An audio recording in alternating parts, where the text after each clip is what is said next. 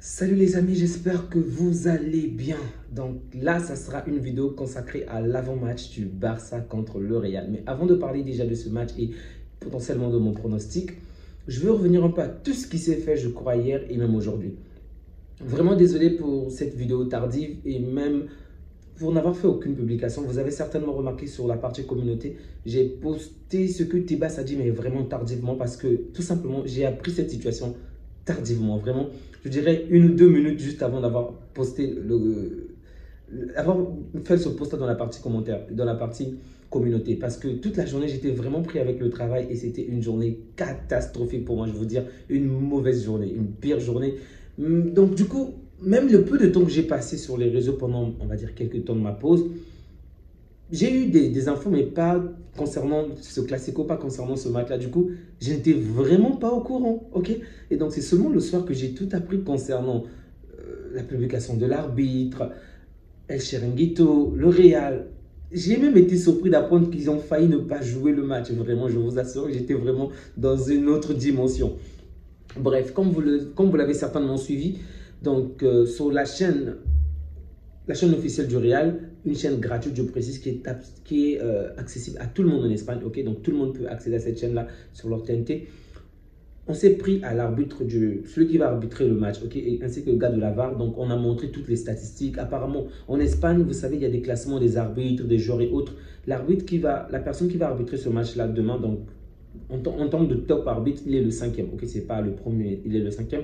Et donc, on a mis en avant toutes les erreurs qu'il a commises, que ça soit contre le Real, bien évidemment. Donc, du coup, son enfant a subi pas mal de, on va dire, on a insulté son père, on a insulté le père de cet enfant, donc l'arbitre encore, désolé, je vais être plus clair. Cet arbitre a un enfant qui est à l'école, bien évidemment, donc cet enfant a été, on va dire, on s'est moqué de l'arbitre, ok, directement vers son fils, ce qui n'est pas correct. On a vraiment provoqué son enfant. Et du coup, l'enfant a quitté l'école. En revenant à la maison, il a fait comprendre à l'arbitre, donc son papa, que comme qu'on l'a traité de voleur, comme ci, comme cela. Et donc, l'arbitre a fait une conférence de presse. Et je crois qu'il a été représenté il a représenté tous les arbitres pour dire de quelle manière c'est pas correct. Il fait son travail correctement. C'est un humain comme autre. Donc, évidemment, comme tout être humain, il va commettre des fautes. Et on sait tous, on a déjà parlé tant de fois ici, en Espagne, l'arbitrage est catastrophique. Ok, mais bon, dans tous les cas, il fait comprendre qu'il fait de son mieux. Il veut qu'un jour, lorsqu'il quittera ce monde, que son enfant soit fier de lui parce qu'il fait du travail correctement. Il n'est pas corrompu, quoi. C'est un gars honnête et autres. Bref, en gros, c'est ça. Je voulais mettre la vidéo, mais pour des raisons de droit, j'ai préféré retirer. Donc, en gros, c'est ce qu'il va faire. Et ensuite, le Real va encore balancer une vidéo sur lui, apparemment pour le saquer, parce que selon eux, ça n'a pas plu la manière dont il est intervenu. Bon, personnellement, j'ai suivi les propos de l'arbitre. Et là, je vous le dis de manière vraiment sincère. Ce n'est pas du genre, je prends quelqu'un de parti. Il a vraiment été, je ne vais pas dire droit ou quoi que ce soit, mais il ne s'est pas, il s'est pas vraiment, il n'a pas attaqué le Real en tant que tel. Il a juste parlé des faits, en fait. Dans le sens où les arbitres ne sont pas aidés. Et le fait que la chaîne Real, parce qu'il n'y a que le Real qui a une chaîne, je le précise, que ce soit City, Paris, Barça et autres, aucun club n'a une chaîne officielle. Okay? Les clubs ont généralement leur plateforme où ils peuvent diffuser des matchs, où vous pouvez vous abonner. D'ailleurs, je suis abonné à Barcelone. Vous pouvez voir des vidéos et autres de ce club, mais il n'y a aucun club qui a une chaîne officielle qui est gratuite, qui est suivie par des tas de personnes, excepté le Real. D'ailleurs, je crois que c'est l'année dernière, il devait même avoir des poursuites contre la chaîne du Real, El Chiringuito, par rapport à certaines menaces envers les arbitres, parce qu'on doit le dire clairement, de nos jours, surtout des jeunes sont facilement influençables. Il suffit que je vous dise que X est le méchant, Y est le gentil. Et généralement, sur diverses plateformes, X sera, on va dire, lynché, insulté et autres. D'ailleurs, c'est ce que le fils de l'arbitre a subi. Bon, on n'a pas fait du mal, on ne s'est pas pris en lui envers sa personne, mais vous comprenez qu'on a dénigré son père, ok? Donc, du coup, il y a normalement des poursuites contre cette chaîne-là. Normalement, c'est ce qui était fait, c'est ce qui était dit normalement en 2023-2024. Mais je ne sais pas ce qui s'est passé en tout cas pour la suite. Je vais peut-être un peu enquêter dessus. Ben, bref, dans tous les cas, du coup, l'arbitre a juste essayé de mettre les choses au clair, ok? Et donc, il paraît que le Real devait carrément se retirer, ne devait pas jouer le match. Et j'ai même lu après des sanctions qui devaient suivre, comme quoi, si le Real ne devait pas jouer, au final, le Real devait... en fait, c'est la Real Sociedad qui devait prendre la place du Real, ok? Donc, on devait jouer contre la Real Sociedad parce que souvenez-vous que c'est le Real Madrid qui avait éliminé la Real Sociedad en demi-finale. Et ensuite, le Real devait également ne pas jouer l'année prochaine. En gros, ne devait même pas participer en fait. J'étais vraiment choqué de tout lire. J'avais l'impression que c'était de la science-fiction. Ok. Et du coup, le président de la RFFF, ok.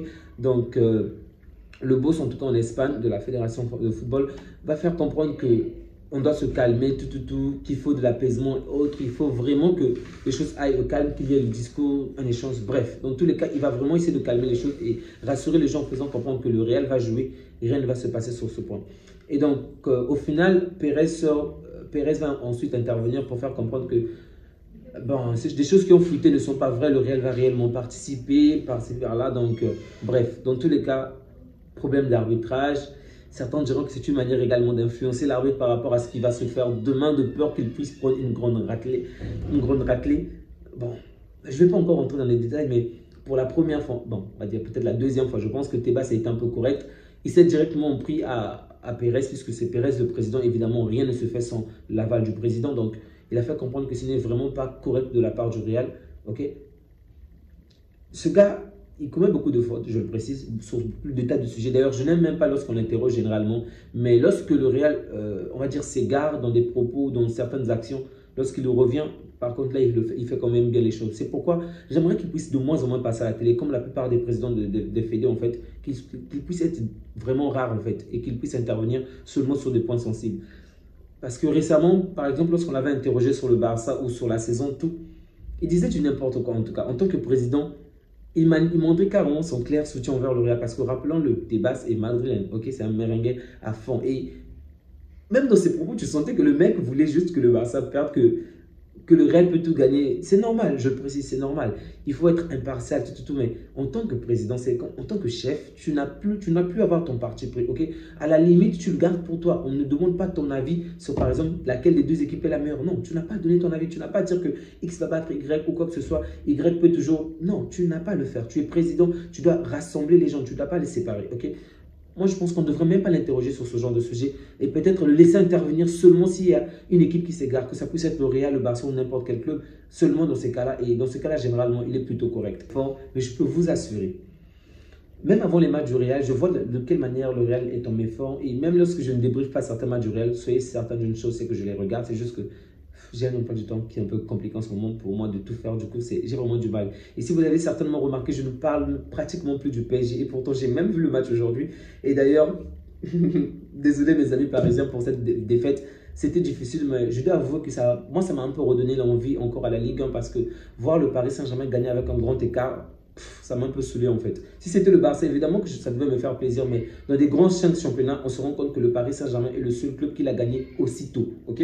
Du coup, ça retire un peu de l'attractivité du club. Mais bon, ce n'est pas du Paris Saint-Germain que je vais parler, mais une fois encore, je fais juste un clin d'œil à mes amis parisiens pour dire que je ne vous ai pas oublié, c'est le maillot. C'est juste que je suis vraiment pris et pour l'instant, la Ligue 1 est peut-être le championnat le moins attractif puisque le Paris Saint-Germain l'a déjà éteint et il n'y a pas réellement une véritable adversité cette saison. Donc, je me suis plus concentré par rapport au Barça et lorsque j'ai du temps vraiment par rapport au Real, bien que je vois les matchs, mais j'ai vraiment du mal à débriefer certains. D'accord, donc revenons par rapport à cette finale, les amis. Évidemment, j'aimerais vous dire que le Barça va s'imposer et c'est ce que je souhaite de tout mon cœur, mais les classicos sont différents, ok? Le Real peut être nul contre Retafe, Malaga, je sais pas, Girona, peu importe le club, mais le classico est différent. Nous également, on peut être nul comme... Souvenez-vous des anciennes saisons où on pouvait se faire taper par pas mal de clubs et on arrivait face au Real, on les chicotait et on reprenait confiance pour gagner parfois même le titre. Le Classico, c'est dans une dimension parallèle en fait. C'est pas comme... C'est vraiment... C'est pas un truc commun en fait. Du coup, si je me base que sur la lancée, évidemment, le Barça part favori de très très loin. Mais lorsque je vois également de notre côté Lewandowski n'est pas là. Bon, pour moi, c'est grave, mais c'est peut-être moins grave. Pour un classico, je précise. Pour les matchs à venir, non, c'est très grave. Mais pour un classico, je me dis, on peut se débrouiller sur lui, sur un match. Et pour la suite, bien évidemment, c'est préjudiciable. Mais pour un classico, ça peut encore passer. Mais pour moi, la perte de Baldé est une perte plus grande que même celle de Lewandowski. C'est un joueur que je respecte beaucoup et que j'aime bien. Mais Baldé... je vois mal Rafinha très bien combiné son Baldé. En plus, on va certainement nous mettre Gérard Martins. Pourquoi? Parce que Flick a un truc très simple, c'est qu'il aime mettre le joueur. Donc, si vous êtes gaucher, il vous met du côté gauche. Si vous êtes droitier, il vous met du côté droit. Je ne sais pas comment le reformuler, mais il aime mettre le joueur à son poste par rapport à son pied fort. Désolé si je me suis mal exprimé, mais c'est ça. Par exemple, avec Luis Enrique, il veut que les joueurs puissent être polyvalents. Du coup, un gaucher peut se retrouver du côté droit, un droitier du côté gauche. En fait, vous faire jouer un peu partout. Mais notre coach actuel, Flick, préfère que tu puisses jouer avec ton pied fort dans ton domaine. Ok. Du coup, c'est la raison pour laquelle Ford, par exemple, aura du mal à prendre la place de Martins. Sauf si Flick change d'avis, bien évidemment. Parce que s'il vient jouer à la place de Martins, ça veut dire qu'il va jouer avec son pied faible, en fait. Parce que son pied fort est de l'autre côté. Donc, du coup, Gérard Martin est potentiellement, il est fort probable que Gérard Martin puisse être titularisé, mais Gérard Martin n'est pas fort offensivement, il n'est pas fort défensivement, il est lent, je le dis, il est très lent. Donc, je m'imagine déjà si un Mbappé, par exemple, doit courir de ce côté-là, si un Rodrigo doit courir, si un Vinicius, normalement, ça sera du côté de Rodrigo, mais je ne suis vraiment pas rassuré, sincèrement, je ne suis pas rassuré. Déjà, il n'apporte pas grand-chose offensivement. Défensivement encore, ça reste à voir. Du coup, moi, je préfère de très loin que Hector Ford soit là, même si ce n'est pas son pied fort. Mais du coup, donc, pour vous dire, moi, je ne suis pas rassuré. Je vois certains de mes amis dire que, en fait, les Madrilènes pensent qu'ils vont gagner. J'ai pas mal d'amis, mais certains, pour eux, le Barça, les Catalans, ok, les amis barcelonais disent facilement, non, on va les taper, tout. Ils sont rassurés. De l'autre côté, j'ai mes amis merengues qui disent que non, le Real est en méforme, ils vont forcément perdre. Moi, je peux vous assurer. En fait, ce match-ci, je le trouve même encore plus compliqué à débriefer, je vous dis, ou même à pronostiquer que le match de deux buts, le match retour contre Arsenal, sincèrement. Parce que je me dis, le Real a tout perdu, pratiquement tout, ok? Le championnat, on a 4 points, ce qui veut dire qu'on a 4 points d'avance sur eux. Ce qui veut dire que la victoire, le fait qu'ils puissent gagner le trophée ne dépend pas forcément de ça, dépend également de nous. Donc, ils n'ont pas les clés en main. Ok? Tandis que sur cette finale, ils ont tout en leur possession. Ça veut dire que s'ils se surpassent, ils peuvent gagner, ils peuvent remporter ce championnat. Du coup, je ne suis pas à l'aise. Ok? Je me dis que tout est possible. C'est comme un animal blessé où il sait qu'il n'a plus rien à perdre en fait. Soit c'est la mort, soit c'est la vie. Et du coup, je me dis qu'ils vont se donner tellement à fond qu'ils peuvent gagner ce match, vraiment. Évidemment, en tant que grand amoureux du Barça, je souhaite que l'on puisse gagner, vous comprenez, mais c'est difficile pour moi, vraiment. J'espère de tout cœur qu'on va gagner et qu'on va même les ridiculiser, vraiment. Mais j'ai du mal à me dire que avoir un score large dans ce match, ok? On peut gagner ce match, tout comme le Real pourrait le gagner, mais si jamais on parvient à le gagner, je vois un score vraiment serré du genre, un petit score de 1 but d'écart, 2 buts d'écart à la limite. 3, c'est vraiment rare, vraiment difficile, mais je vois mal le Real se faire ratatiner encore une fois. Par contre, nous, de notre côté, je crains qu'on puisse prendre au minimum un but. Vraiment, au minimum un but. J'allais même dire 2, mais au minimum un but, parce que l'alignement défensif n'est vraiment pas bon. Et avec Martin, ça ne va vraiment pas, ok? À la limite, je veux même qu'Eric Garcia puisse jouer, mais c'est un centre, donc ça ne va pas marcher. Sincèrement, je ne sais pas. Ils ont facilement la possibilité de nous casser dans le dos, de nous briser le dos vraiment. Mbappé, Rodrigo. Et de leur côté, je pense qu'ils seront certainement plus efficaces. Ils ont seulement 2 attaquants plutôt que 3. Et d'ailleurs, le coach, on a parlé il n'y a pas très longtemps, qui pense qu'il va peut-être mettre le système 4-4-2. Là, je parle du coach du Real, Ancelotti. Bref, c'est compliqué, c'est vraiment compliqué. Même si le Barça est dans la meilleure de sa forme et que le Real également est dans une forme pittoresque, je vous assure, j'ai toujours du mal à être vraiment, on va dire, à 100% sur un score. Ok? Évidemment, en termes d'ascendance psychologique, on a cette ascendance sur le Real. Ok? On arrive peut-être plus facilement à maîtriser le Real que certains adversaires en Ligue des Champions. Mais un classico est un classico et il ne faut jamais sous-estimer un animal blessé. Ok? Donc, on n'a encore rien gagné également pour cette saison, mais bon, excepté la Supercoupe. Mais disons que je préfère qu'on gagne ce match parce que pour nous, ça sera déjà une manière de se rassurer par rapport aux échéances à venir contre l'Inter. L'Inter, je le précise, qui a perdu. Aïe, aïe, aïe, aïe, aïe. L'Inter qui a perdu. J'ai également suivi le match de l'Inter, je le précise. 3-0 contre Milan AC, c'était un match où je me suis régalé. Je mettais le son du côté de l'Inter, je regardais de l'autre côté le match du Real. Le match de l'Inter avait commencé avec quelques minutes d'avant. Du coup, il y avait le son du côté de l'Inter et le Real. Bon, c'était un match qui m'énervait parce que l'adversaire n'a pratiquement pas existé, excepté dans quelques actions de la surface. Et j'étais tellement content de voir le Milan AC chicoter l'Inter comme ça. Parce qu'en Italie, je préfère de très loin le Milan AC. Mais ce qui me faisait plaisir, c'était en fait de voir de quelle manière ils pouvaient tomber mentalement, ok? parce qu'évidemment, ils seront nos prochains adversaires. Donc, je voulais qu'on les casse déjà mentalement. Donc, le score est également lié au fait qu'il n'y a pas eu Dumfries, il n'y a pas eu Thuram. Il y a eu un certain... Ils ont mis certains joueurs, ok. Ils ont fait un turnover, ok. Mais se ridiculiser de cette manière, c'est quand même grandiose. Donc, j'étais quand même content de voir ce match-là. Mais je peux vous assurer, je peux facilement pronostiquer sur la plupart des classicos. Et je n'ai pas du mal à me donner un score exact ou un score qui se rapproche, mais celui du Barça contre le Real, j'ai l'impression d'être constamment à côté de la plaque, excepté le premier classico où j'avais pronostiqué un gros score. J'avais pronostiqué 5-0, mais on avait finalement gagné 4. Sur la plupart des classicos, je tombe souvent à côté de la plaque, donc ne prenez pas ce que je veux dire pour une parole d'évangile, mais j'espère de tout cœur que là on va s'imposer sur un score de 3-1. Vraiment 3-1, c'est ce que moi j'espère. Mais si on peut marquer beaucoup plus, ça me ferait évidemment plaisir. Mais je ne vois pas le Real terminer ce match sans marquer un but. Il y a déjà une stat qui est très importante, en tout cas pour les amis américains. Toutes les fois que Mbappé a joué une finale avec le Real, il a marqué. Ok, donc il a joué 3 finales, je crois. D'Europe 2 fois, donc Super Coupe d'Europe, Coupe du Monde des clubs, je sais pas, d'Europe 2 fois. Là, ils ont joué contre Atalanta, je crois, oui. Il a marqué. Ils ont joué contre une équipe brésilienne ou mexicaine, je ne sais plus trop. En tout cas, il avait marqué. Donc, et même contre nous également, le Classico passé, il avait également marqué. Mais sur les 3 matchs, il n'en a gagné que 2. Donc, la défaite, c'était contre nous, évidemment. Donc, Mbappé marque généralement dans ses finales, en tout cas depuis qu'il a rejoint le Real. Et donc, il est fort probable qu'il puisse également marquer contre nous.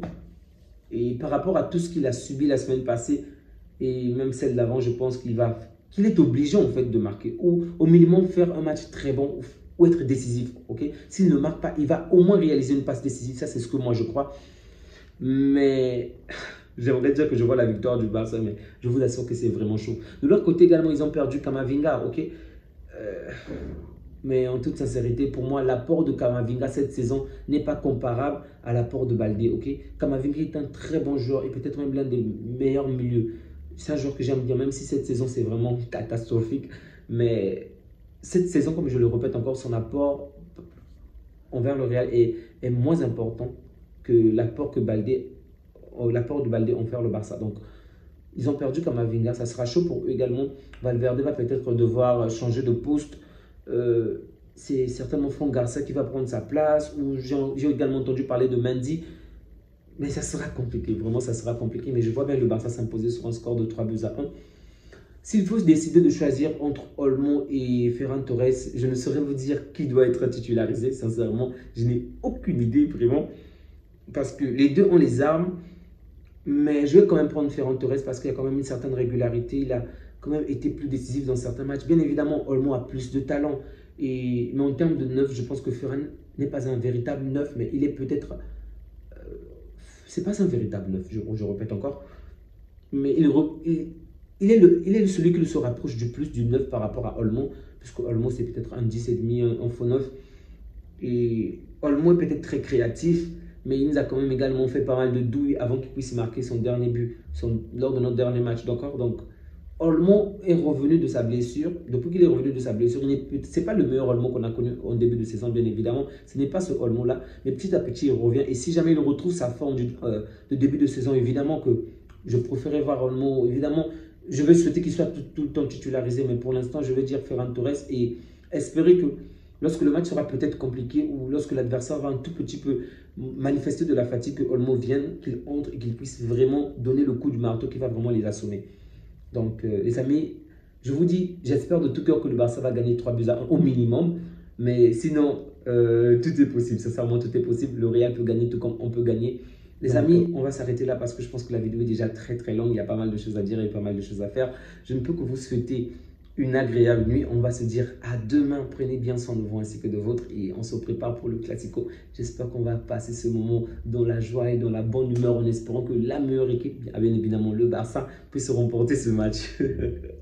Les amis, prenez bien soin de vous ainsi que des vôtres et que Dieu vous garde. Ciao.